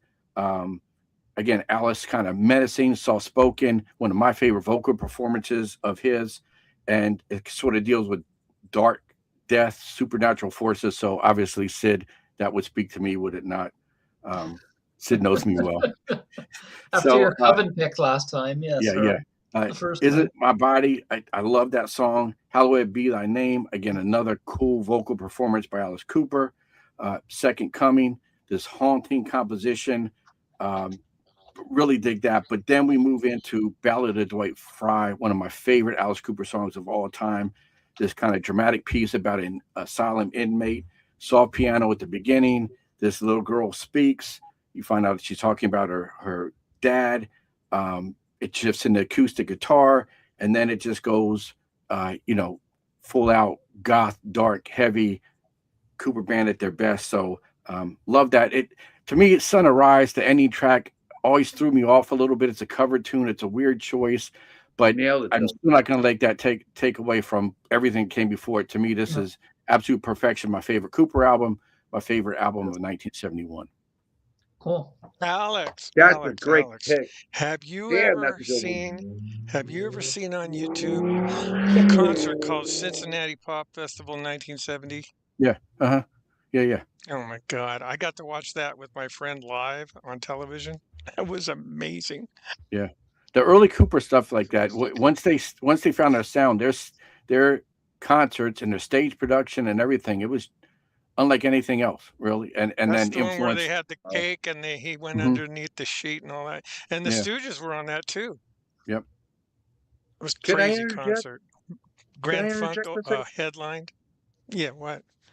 Sidney, did Christina pick Alice Cooper Killers for Yeah, I'm that? gonna give her picks once after. Yeah, I forgot 'Cause to give her I'm picks. pretty I'm gonna sure give she all three of picked them. that. I'm gonna give Yeah, all that three. sounds like it's something she would pick. Absolutely. Yeah. Cool. So Logan went with Master of Reality as his number one. So yeah, I knew what his Logan's was my gonna be because he man. told me mine are all big successful albums. So you're gonna. He's like Logan. mine are kind of obvious. Never ones, lets so me I kind of down. pretty much knew what he was gonna pick with that. Based off I of knew the he'd pick that. I thought we'd have some crossovers. Yeah, it's good. I was worried everyone was gonna pick Master of Reality, and it would be like we'd be that whole album. That's the How do only you album. not that would be pick it? How do you not? It's great. Well, I but did yeah. a video recently on my new Les Paul where it's called Tony Iommi's Memories, my Tony Iommi Memories, and I did some stuff off that like Sweet Leaf and Children of the Grave and Please all do by more. myself. Please do more. I gave you the like up. So I appreciate I that. gave you the up toots. So You're great, bro. Christina's number 3 was the Nazareth debut. That was just self-titled. Her second one. Oh, that's a good one. Yeah. Second one was Deep Purple Fireball, and her number 1 was Alice Cooper, that's good. Killer. She went with Killer and Love It to Death. She couldn't decide. She's like, I'm Damn. cheating since I'm not on the show, so I'm picking them as a tie. Love It to Death and There Killer. you go. That's how you do it. Jesus, those picks It's are better called than mine. Her that's honorables called were T-Rex, Electric Warrior, both Uriah Heep albums. Yeah, that's her honorables. I had that T-Rex album too. Who was that, Sidney? Yeah, T-Rex. Is that the one with the big amp in front of it? Christina. The big Yeah. amp. The big Oh my Marshall amp, God! yeah. What an album cover! I love that. We used to sell Yeah, those Electric T-shirts. Warrior. Sell out Yeah, overnight. great. The cover's better than the music. Kyle Hommel also went with Master of Reality. There you Ernesto go. went with the Thin Lizzy Are debut. those Kyle. That was Marshalls, a surprise Tom? one to me. Kyle Thin has the Lizzy debut. pulse on everybody's, breathing apparatus here. Yeah. He knows what's going on with metal. I like the Thin Lizzy debut. Yeah, I could have had that on there, but I'm like, nah, there's stuff I Yeah, like I didn't more. pick. I was waiting for later years. And I got then, better yeah, stuff. Kyle gave honorables, Love It to Death. Dwight Fry's his favorite song on that. He went another honorable. He had Yes, Fragile, Long Distant Runaround, his favorite song on that. So yeah, that's a few other Did people's. Will give you a list? Did Will give you like 3? No, Will didn't give me one. First page. So talk? my number 1. This album did not sell at all, but I'm sure. I know Tom Curless will probably know this one. You probably all know it. Let's see. Wait, no, not that picture again. Not Z. Get that off. That one. There we go. Budgie. Oh, I remember that. I remember that. Debut Budgie album. Yeah, my I've number never one. heard that. I've Again, never heard I Oh, had that to this album. listen. album's awesome. I had to That's a listen good to my pick. 3 picks over and over again to figure out the order. Initially, this was Oh, number man. 3. At one point, I bumped it off the list, but I kept I love listening, that and then I ended band. up at number 1. It's just so hard to do these things. It's if you want to know what this sounds like, if you haven't heard it, basically it's Black Sabbath mixed with Rush, maybe because of his vocals. He's got like Yeah. higher Yeah. pitched Good, vocal yeah. delivery, but Early yeah, Clutch. great If songs. Clutch was Like in the 70s. yeah, Yes, yes, exactly. Right. Guts Yeah, I basically love just rips Clutch. off Nativity and Black NIB. It's that it kind of has that sort of thing going It's for got it. the fuzzy tones. Yeah, it's Yeah. got the fuzzy. Oh, And man. they're a Damn, that's a three-piece, good which pick. is even and they were a three-piece too. You got Burke Shelley on bass vocals, Mellotron, who's no longer alive. He passed away. On this album, awesome. Ray Phillips, he's still around. He was the original drummer. And Tony Borsch was on guitar on this. Again, another Tony. Another great Tony guitar player, and he has the Tony Iommi sound too. Yeah, So like that's these a heavy nice riffs, band. and the leads are. This basically sounds like Black Sabbath, basically, but they're Welsh. That's an Ernesto band. That's something Ernesto would pick. Yeah. So like I said, Homicidal Suicidal was actually covered by Soundgarden. I don't know if it was on an official album or if it was like a bonus track. I'm trying to remember where they covered it, but I've heard Soundgarden doing it. I don't own it. Yeah, a lot. And again, what hurt this band though, from going to the level of Black Sabbath? Well, one, they came out about a year later, right? So people probably just thought they're knockoffs. And plus, they have these weird, quirky song titles. Plus, the band name kind of got this weird mascot with it's a bird, right? It's not really menacing sounding. It's not like a menacing animal, really. I mean, it's just kind of. But that's what they were going for. They wanted to like go with something that like contradicts their sound, which is kind of a weird idea. But They created a sound. They created their own circle. But yeah, there's the Oh my Sabbath. God, As they that's go such a great later in the pick. years, they slip away from that Sabbath and they're just kind of their own thing. But early years of Budgie, these first couple, it's like Sabbath, but not. It's still like unique and original, especially with these weird, quirky song titles. Like there's a song, "New Disintegrating Parachutist Woman." Like what? Right. Yeah, I remember that. Just ridiculous. You know, it's funny. It's funny, guys. Yeah. When I was in the Air Force and all these albums came out, not one person had a Budgie album. No. I never The That's band crazy. name, right? Budgie. It's just kind of like okay.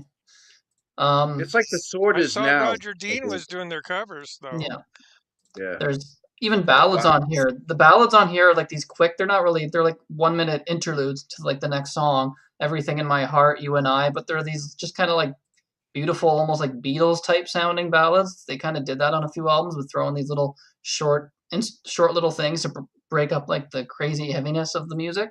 But they work well in the sense of the album though. So like, again, this for me is a 10. There's a song called "Rape of the Locks," which is about someone's girlfriend telling him to cut his hair. It's ridiculous, but musically it's phenomenal. Yeah, lots of great songs. All Night Patrol, Petrol, but it's spelled like yeah. You and I, that's the one of the ballads. But yeah, not very many songs, 8 songs, because there's there's long ones. There's 3 songs on here that are over 6 minutes, and then they got like a 9-minute song. 4 songs over 6 minutes actually. So yeah, pretty wild stuff for 1971. Kind of took their Sabbath influence and added like their own little twist to it. And yeah, Burke Shelley had a habit of like, you'll hear it in the song "New Disintegrating Parachutist Woman." That song title. It's a handful to say. And then like during the solo, he starts like singing along to it, doing like the doo-doo-doo-doo-doo-doo. He's like singing along to the solo, and he did that a lot. So kind of add their own flavor to like these Sabbath type songs. I don't think you ever really heard Ozzy singing along to Tony's solos, right? It's kind of right. Yeah. That would have been kind of weird. But yeah, it works so well. Like it's such a solid album. Yeah, it was hard to leave this off the list. So I had to go number 1. Again, originally I didn't even have this on my list at all, and then I kept listening, and it got bumped all the way up to number 1. So I do have honorables. I was gonna have Aqualung on the list. That didn't make it. It's just 71 is so stacked. Basically everything that everybody's picked was an honorable. Yeah. Yeah. Ozzy was bad enough singing to Tony's riff. Never mind the solos. Hey, we got Sabbath in there. That's all I have to say. You got some yeah, Sabbath. I wouldn't have worked with Ozzy's voice to sing along to the solos. I don't think that would have been wrong kind of tone for his voice. But yeah. But yeah, all great choices here today. So yeah, that wraps up 1971. So you Can guys I got do some any honorables? quick honorables to throw out? Yeah, I'll go. Tom, you go first because you got to split. Yeah. All right, yeah, real quick. Tom, you I want mean, to rattle off some honorables real quick? there's a ton of them. There's a ton, right? I mean, it's like I feel bad about leaving some of these off. I mean, who's next? Are you kidding? Like, how did I? Who's my next? God, right. T-Rex, Electric Warriors in there for me. What else? Hunky Dory by David Bowie. Yeah. What was the other one? Rock On, Humble Pie. All right. Yeah. I love Rock On by Humble Pie. It's a great record. Geez, what else? I know I'm missing something. What else am I missing? There's a Grand Funk Railroad in there somewhere, and the ones I have are 73 and over. Survival. That's all I can think of, actually. Yeah. That's all I can think of for honorable. Yeah. Okay, cool. And I'm surprised we didn't see more Fireball. Yeah, I'm surprised no one picked Fireball, did they? Yeah, no Skinner either. I got some oddball ones real quick. Yep. Chicago 3. Yeah, I thought you were gonna have that on your actual list. Hell yeah. The song Sing 'em. Let me tell you something. Any guitar players out there, song Sing a Mean Tune Kid, unbelievable. Terry Kath uses the Hendrix chord in 4 different places on the neck. Yeah. Wow. Okay, here we go. Good pick. My favorite Black Sabbath album, Into the Void, is my favorite song. I just can't. I mean, Children of the Grave, Lord of this World. World. Told you Grant was a metalhead. I told you. Told him Grant. What's it called? Afterlife? After Forever. Oh, I'm sorry, Rand. I know one Grant, one Rand. I get them both confused.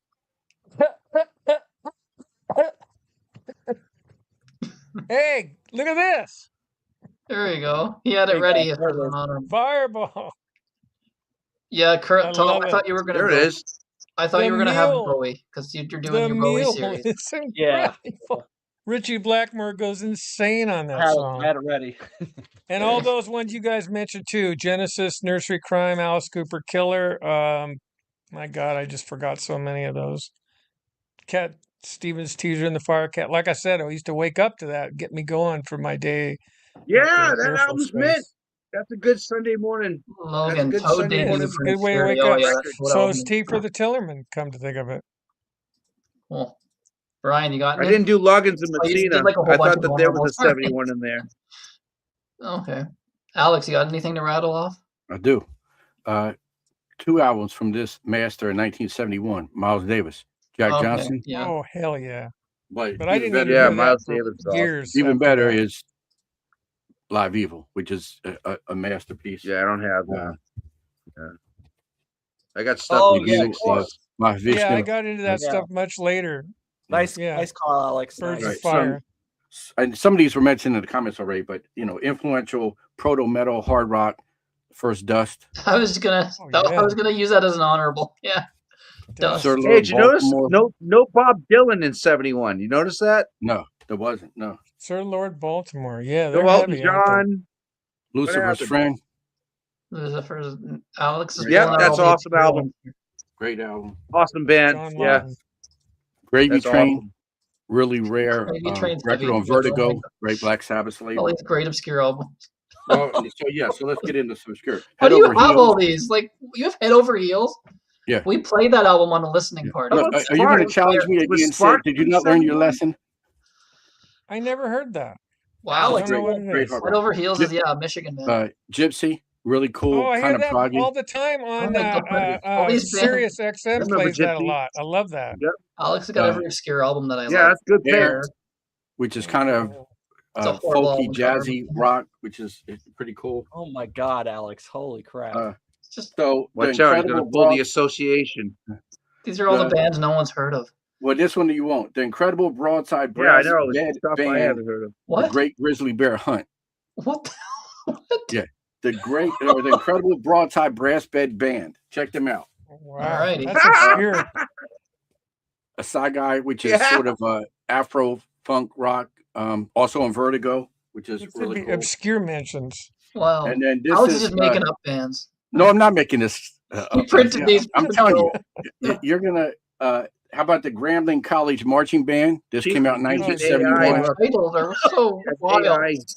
That's the most. Are you sure that's 71, not like 61? Like some of these That's titles are very. 1971. Again, Sid, if you want to start challenging me, we're gonna do this off camera, my man. Yeah.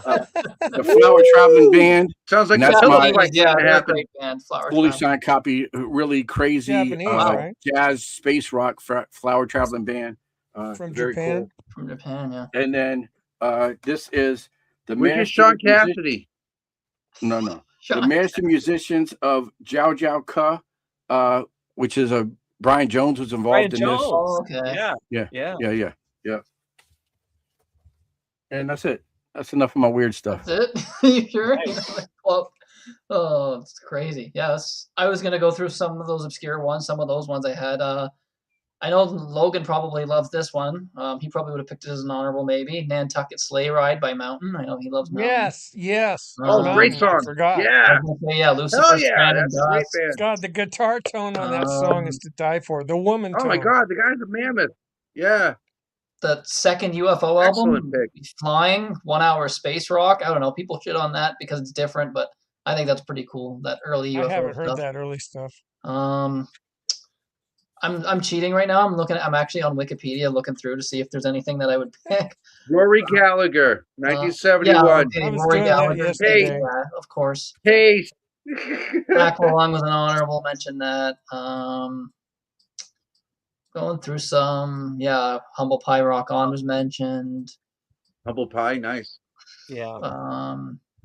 Grand Funk, had two. Survival is kind of but the album I would have gone for that is actually That's the greatest album cover ever. Yeah. I almost had E Pluribus on there as an honorable, or as on my top three. Again, there's just so many. Thin Lizzy debut, I like that is debut. Just unbelievable. Blood Rock 3. I can't believe their third album was 71. There is just endless. There's just so many, and I'm only up to like May. I'm going through the list of stuff that came out.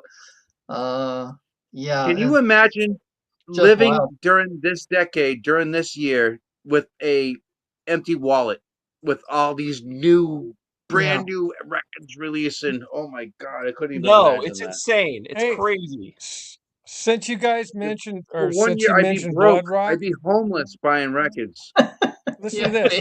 Since you mentioned Blood Rock, KLUK FM in Las Vegas played all of DOA on the radio all the time. It was a hit. It was a hit single. Unbelievable. It was 8 minutes long, and they would play it. You couldn't get that played on commercial radio today. Classic Rock FM, they would never play that song. Indelibly Stamped Supertramp. I think that's actually a decent album before they got famous. Weird cover. Oh hell yeah! The cover of that album is just weird. My number one I thought was going to be Steely Dan Aja, and I thought it was 71. And I looked at it, I was 77. I'm out of sequence, right? I'm out of the year. Here's one. I was so mad. I was so ready to show it off. There was no Steely Dan in 1971. Here's one. No, there wasn't. I know. I looked. I know. I got a bunch, and none of them lined up. None of them. Acquiring the Taste, Gentle Giant. Yes. Oh, nice. Right.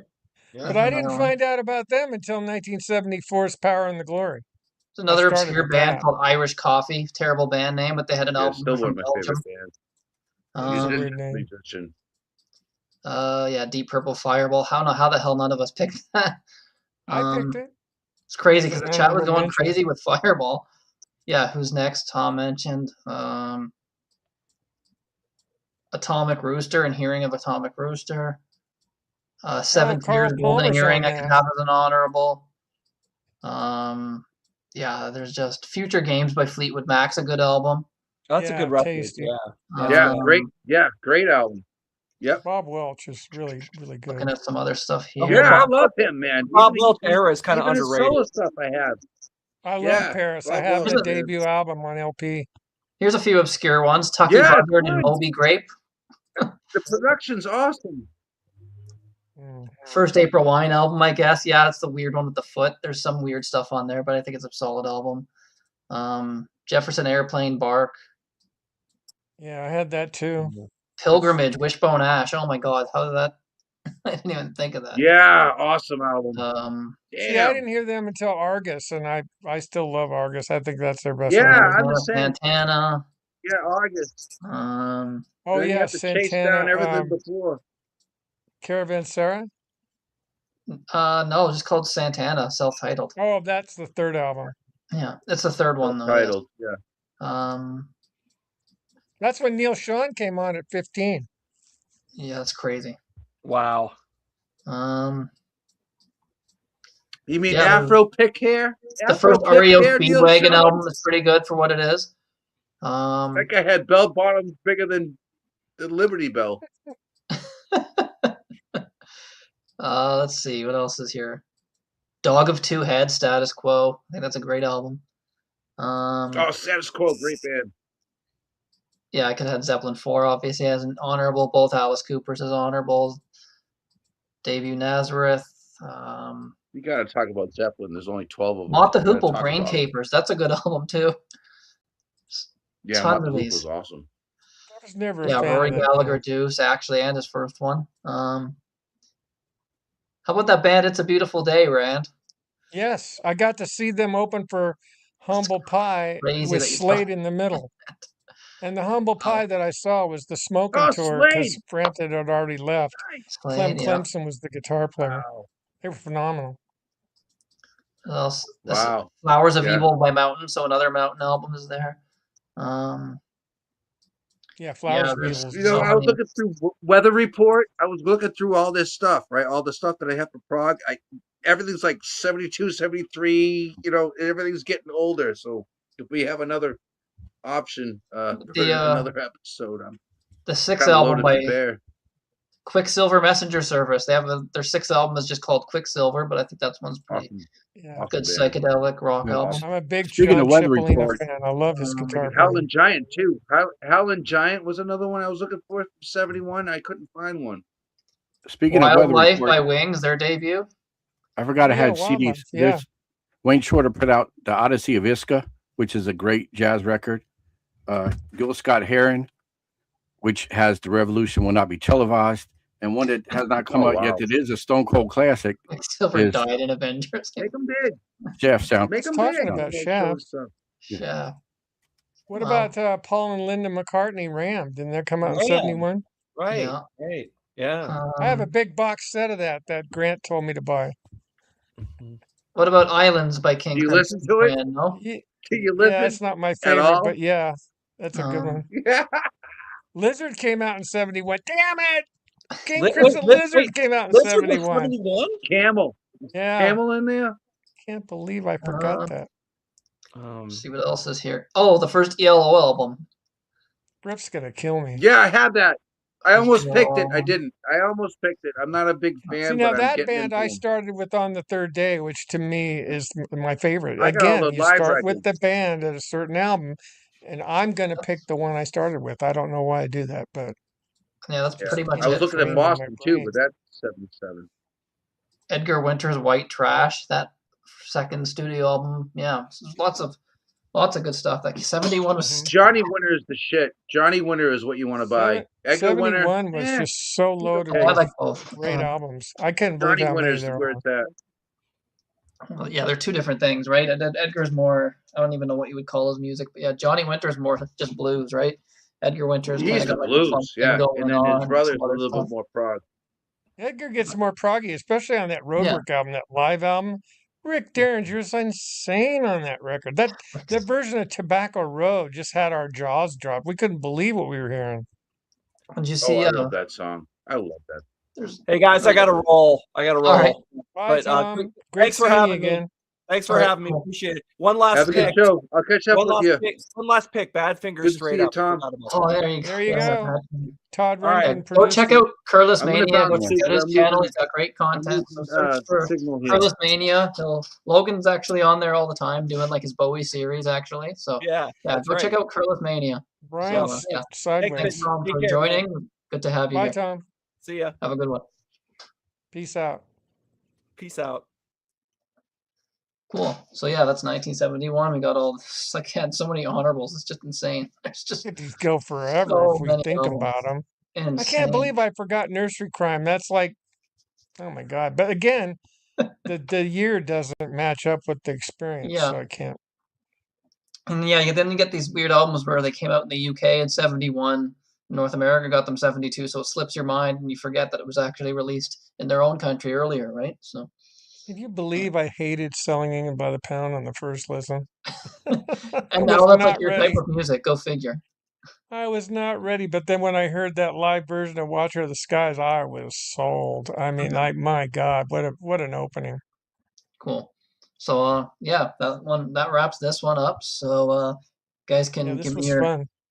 I might, you know what? I could probably maybe I'll just do 3 shows and then that way people can actually pick their favorite songs and play the long ones and I'll do Tarkus. I don't know. We'll see. Are you gonna do that thing tomorrow at 9 a.m. Eastern? No, 12 p.m. Eastern. Oh, it says 9 a.m. Oh, it was 9 a.m. for me when I saw Yeah, it. yeah. Okay. Yeah. So maybe I'll add a 3rd show for that one since there's probably lots of long songs in this. But if you do that, yeah, because I got a Cooper that's 9 minutes and that Yeah. Funkadelic is 10 minutes. I was going to pick shorter ones, but I'll go with those if you want. Yeah, those are like your favorites. Like, yeah. Yeah, they are. All right, cool. So we'll have like Can I 3 pick songs per Echoes show. and Tarkus? No, I got some short ones. Yeah. It's This is 18 40 songs minutes total. right here. So yeah. All right, cool. I tried going with shorter ones. I did pick an 8-minute one, but 10 yeah. songs, 40 minutes. Yeah, we'll see. Yeah. I'll see what the totals add up to and yeah. I know All you. right. I knew you weren't going to pick Echoes because I don't know if you could get the attention span. I'll tell you that story one of these days. It's pretty funny. But Yeah, but Well, that how long song's is a the middle that? masterpiece. section where the screams, Yeah. you know what that is? That's a wah-wah pedal that was plugged in wrong, Yeah. running through an echo. And I, to this day, don't know how to do that. I've got a wah-wah pedal and I can't make that noise. I don't know how he did it, but of course he's Cool. got the whammy bar too, which makes it wiggle like that, and that's how he's doing that. Yeah. But you All can't right. do it on a Les Paul. It just doesn't work. So yeah, thanks everybody for watching. We'll be back and go check out Rand's channel. Search Rand Anthony Kelly. He's got lots of cool, fun videos on there. And Alex's channel. What do you have coming up? On Tainted Decibels. I've been doing some one-on-one shows with Martin. We're doing different thrash series, and I've got stuff coming out on Rock Kaput. I got a project where it should come out soon, a Rock Daydream Nation. For the Sake of Heaviness has an episode that's going to drop I was on. So lots of stuff. I have no original content. So if you go and subscribe, you won't get notified until I do original content. So I urge you to subscribe and then just check back periodically. And I have everything categorized, and you'll Cool. see as many appearances as you want of me. And maybe you don't want to see any. So, you know. Oh, it's Alex guys on this show next. Yeah, it's always fun to have Alex here. So yeah, tomorrow we'll be back playing one song from all of our albums. We might throw in a 3rd show. I'll see how long. I'll see how long it is with the song choices here. I might have to add a 3rd show, and if people keep picking 20-minute songs, maybe limit it to like one really long song. I don't know. Pick maybe Tarkus or Echoes, not both, because it's like 40 minutes. Just I would choose Tarkus over Echoes yeah. every day. Okay. But I mean, do you really like any? What else on Echoes on metal would you pick? I guess we'll One of these discuss it days, or afterwards. A No, Pillow people of don't need to Winds watch was what my we're choice, discussing. but All right. So yeah, thanks everybody for watching. We'll be back in about 45 minutes, so 4:30 Eastern. Me and Dan are continuing our A to Z series. We're on the letter K, so we'll be playing songs by Canadian musicians, artists that start with the letter K. So yeah, stick around, and that'll be in about an hour. So and yeah, I'm fun going to come show. on tomorrow for Yep. my And solo album. don't worry, I'll promote that at the end of next show. All right. So yeah, thanks everybody for watching. I'd like to thank everybody that was on the panel for doing this. So yeah, glad to see everyone in the chat contributing with their picks as well. It's hard to keep up with all the chat. It was pretty lively today. So yeah, thanks everybody for watching, and we'll see you in about an hour.